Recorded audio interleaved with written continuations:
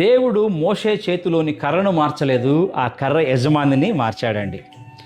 నిర్గమకాండం 4వ అధ్యాయం 2వ వచనం మనం చూసినట్లయితే, యెహోవా అతనితో నీ చేతిలో ఏమున్నదని అడిగాను, అందుకు మోషే ఒక కర్ర ఉన్నదని ఆయన చెప్తా ఉన్నాడు. చూడండి ప్రియ దేవుని సంగమం, దేవుడు మోషేను పిలిచినప్పుడు ఆయన ఇలా అడగలేదండి, నీకు ఎంత ప్రతిభ ఉంది, నీకు ఎంత అనుభవం ఉంది, ఎంత విద్య ఉంది, అవునా, ఎంత ఆశలు ఉన్నాయని ఏమి అడగలేదు. కానీ ఆయన అడిగింది నీ చేతిలో ఏమి ఉన్నది అంతే.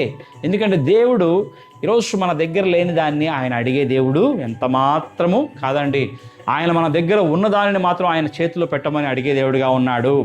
కానీ ఈరోజు ఈ వచనంలో దాగి ఉన్న గొప్ప సత్యాన్ని, మన గొప్ప రహస్యాన్ని మనం గమనించినట్లయితే, దేవుడు కర్రను మార్చలేదు, కర్ర యజమానిని అక్కడ మార్చినట్లుగా మనము చూస్తున్నామండి. అదే కర్ర కానీ యజమాని మారినప్పుడు చరిత్ర మారిపోయింది. మొట్టమొదటి విషయం మనం గమనించినట్లయితే అదే కర్ర కానీ యజమాని మారినప్పుడు చరిత్ర మారిపోయినట్లుగా మనం చూస్తున్నాం. ఎందుకంటే 40 సంవత్సరాలు ఆ కర్ర కేవలం అది గొర్రెల కాపరి యొక్క కర్రగా ఉంది, ఒక సాధారణ కాపరి కర్రగా ఉంది, దానికి విలువ లేదండి. కానీ దేవుని పిలుపు వచ్చిన తర్వాత అదే కర్ర ఫరో ఎదుట అద్భుతాలను చేసిందండి. అదే కర్ర ఎర్ర సముద్రాన్ని 2 భాగాలుగా చీల్చింది. అదే కర్ర రాతిని అంటే కొట్టింది, అక్కడ నీళ్ళని ఇచ్చింది. అంత మాత్రమే కాదు, మారింది కర్ర కాదండి, దాని యొక్క యజమానుడు అనే సత్యాన్ని ఇప్పుడు మనం గ్రహించుకోవాలి. మన జీవితంలో కూడా దేవుడు మన ముందు మన ప్రతిభను చూడడు, కానీ మన యజమానత్వాన్ని మార్చాలని ఆయన ఆశపడే దేవుడిగా ఉన్నాడండి.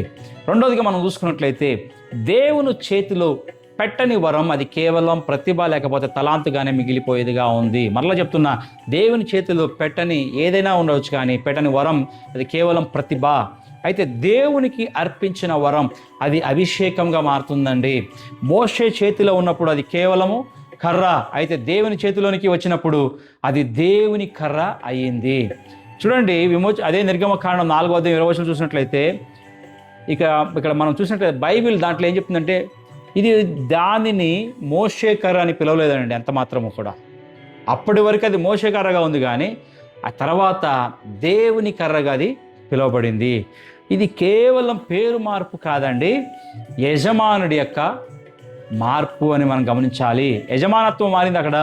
ఈరోజు దేవుడు అడుగుతున్న ప్రశ్న ఏంటంటే, నువ్వు మాట్లాడుతున్న నీ యొక్క స్వరం కానీ, నువ్వు పాటలు పాడుతున్న నీ గానం కానీ, గానం ఎవరిది, నీ పరిచర్య ఎవరిది, నీ సంపాదన ఎవరిది, నీ జీవితం నిజంగా ఎవరిది అనే ఒక ప్రశ్న ఆయన ఈరోజు మన ముందు ఉంచుతున్నాడు.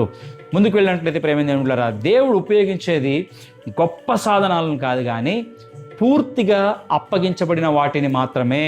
చూడండి, దావీదు చేతిలో ఒడిసెల ఉంది, కానీ అంత మాత్రమే. మొట్టమొదటిగా దావీదు చేతిలో ఒడిసెల ఉంది, బాలుడి చేతిలో 5 రొట్టెలు 2 చేపలు ఉన్నాయి, విధవ దగ్గర కేవలము కొంచెం నూనె మాత్రమే ఉందండి, మోషే చేతిలో కర్ర ఉంది. చూడండి, వాటిలో ఏది కూడా గొప్పది కాదు, కానీ అవన్నీ కూడా దేవునికి పూర్తిగా అప్పగించబడ్డాయి. దేవుడు పరిమాణాన్ని చూడడండి, సమర్పణను చూసేవాడిగా ఉన్నాడు. ఇవన్నీ వారి చేతిలో ఉన్నప్పుడు సామాన్యంగా ఉన్నాయి, కానీ దేవుని చేతిలోకి వెళ్ళినప్పుడు అసామాన్యమైన అద్భుతాలను అక్కడ మనం చూసినట్లుగా మనము చూస్తున్నాం. చరిత్రలో గమనించినట్లయితే, ముందుకు వెళ్ళినట్లయితే ప్రేమేంద్రులారా, దేవుడు మన జీవితాన్ని ఉపయోగించాలంటే ముందుగా మనము మన హక్కులను విడిచిపెట్టాలని ఆయన అడుగుతా ఉన్నాడు. దేవుడు మోషేతో కర్రను నేల మీద వేయి అన్నాడు, అంతే. ఎందుకంటే ఆ కర్రపై అంతవరకు మోషే హక్కు ఉందండి. ఆ దేవునికి అప్పగించబడాలి. ఈరోజు కూడా మన చేతుల్లో ఉన్న కొన్ని కర్రలు ఉన్నాయండి. మన పేరు కావచ్చు, మన గౌరవం కావచ్చు, మన భవిష్యత్తు కావచ్చు, మన పిల్లల భవిష్యత్తు కావచ్చు, పిల్లల విద్యాభ్యాసం కావచ్చు, పిల్లల పెళ్ళు కావచ్చండి, ప్రణాళికలు ఏదైనా కావచ్చు. ఈరోజు అడుగుతున్నాడు దేవుడు, చెప్తా ఉన్న మాట అంటే, వాటిని నా పాదాల చెంత పెట్టు, నా ముందు పెట్టు, వాటిని నాకు వదిలిపెట్టు. ఎందుకంటే నీవు విడిచిన దానిని మాత్రమే, నీవు నా దగ్గర పెట్టిన దాన్ని మాత్రమే నేను మహిమకరంగా ఉపయోగించగలను అని ఆయన ఈరోజు సెలవిస్తూ ఉన్నాడు. చూడండి ప్రేమేంద్రులారా, బహుశా ఈరోజు మనం ఇలాగ అనుకుంటూ ఉండవచ్చు, అవునండి నా దగ్గర ప్రత్యేకత ఏముంది ప్రభువా అని అడగొచ్చు. మోషే కూడా అదే అన్నాడు. కానీ దేవుడు నీ దగ్గర ఉన్నదానిని కేవలం అడగట్లేదు, కానీ ఆ ఉన్నదానికి యజమాని ఎవరో అడుగుతా ఉన్నాడండి. మన జీవితం ఇంకా మన చేతుల్లోనే ఉందా? ఈరోజు మన ఆలోచనలు మన చేతుల్లోనే ఉన్నాయా? మన ప్రణాళికలు మన చేతుల్లోనే ఉన్నాయా? లేక దేవుని చేతుల్లో పెట్టామా? మనము దేవుని చేతుల్లో ఉన్నాయా?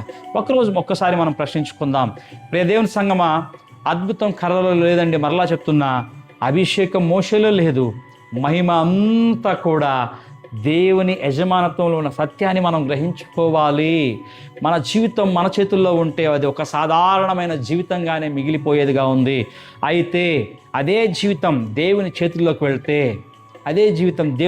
వెళ్తే తరతరాలను జనరేషన్స్ అది మార్చే సాధనమయ్యేదిగా మార్చబడేదిగా ఉందండి. సత్యాన్ని మనం గ్రహించుకోవాలి. ఈరోజు దేవుడు మనకు ఒకే ప్రశ్న అడుగుతున్నాడు. మనం మరలా అడుగుతున్న ప్రశ్న ఏంటంటే, మన చేతిలో ఏముంది? మన వరమా, మన సమయమా, మన కుటుంబమా, మన సేవ, మన భవిష్యత్తా, ఏదైనా కావచ్చు. దాన్ని ఈరోజు ఆయన పాదాల చెంత మనం ఉంచినట్లయితే, పాదాల చెంత ఉంచుదామా? ఎందుకంటే దేవుడు మన చేతిలో ఉన్న దానిని మార్చకపోవచ్చు, కానీ అది ఎవరి చేతిలో ఉందో అది మారినప్పుడు, మన చేతుల నుంచి అది ఆయన చేతులకు మారినప్పుడు మన జీవితం మారిపోతుందండి. సత్యాన్ని మనం గ్రహించుకుందాం ప్రియమైన దేవుని బిడ్డ. అయితే ఈరోజు చెప్దామా, నా జీవితం ఇక నాది కాదు నాయన, నా వరం నాది కాదు, నాకు ఇచ్చిన తలాంతులు నాది కాదు, నా సేవ నాది కాదు, నా భవిష్యత్తు నాది కాదు, నేను దేవుని చేతిలో ఉన్నాను కాబట్టి నా జీవితం ఆయన యొక్క మహిమ ప్రకటిస్తుందని ఈరోజు చెప్దాం. ఆయన ముందా చెప్పినట్లయితే ఖచ్చితంగా ఏ కార్యాలు ఈరోజు పెండింగ్లో ఆగిపోయినాయో, ఏ కార్యాలు నువ్వు ఈరోజు నీ యొక్క ఫలితాలను, రిజల్ట్స్ నువ్వు ఈరోజు చూడలేకపోతున్నావో, ఏ కార్యం మధ్యలో ఆగిపోయిందో, ఖచ్చితంగా ఆయన చేతులు పెట్టినప్పుడు అది అసామాన్యమైన కార్యంగా మార్చబడిపోతుంది. గనుక ప్రేమ దేవుడరా, 5 చేపలు అర్పించిన బాలుడు వలె, కొద్దిగా ఉన్న ఒక విధవరాలు వలె, దావీదు ఒడిసెల వలె, లేకపోతే అన్నిటికంటే ముఖ్యంగా ఈరోజు మనం ధ్యానిస్తున్న మోషే సామాన్యమైన కర్ర వలె మన చేతులు ఏమున్నా కూడా ఆయన చేతులు అప్పగిద్దాం. అది దేవుని చేతికి వెళ్ళినప్పుడు అసామాన్యంగా ఖచ్చితంగా ఆ కార్యాలను అద్భుతకరంగా, ఆశీర్వాదకరంగా, తరతరాలకు కూడా అది ఆశీర్వాదకరంగా మార్చగల దేవుడు మన దేవుడు అయినాడు. ఆ కార్యాలను చేయడానికి దేవునికి ఆలోచిద్దాము మనం. దేవుడు మనల్ని ఆశీర్వదించును గాక. ఆమేన్.